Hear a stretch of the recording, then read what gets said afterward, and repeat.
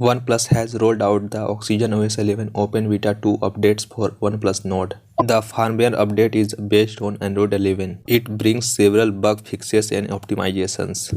After downloading the update, optimizes the UI design of calculator, lock screen, WhatsApp messages. OnePlus has fixed the issue that the battery icon is not displayed after the device is rotated from landscape to portrait. The latest OxygenOS 11 update also fixes the SIM 2 cannot be set as the default card and messenger bubbles cannot pop up.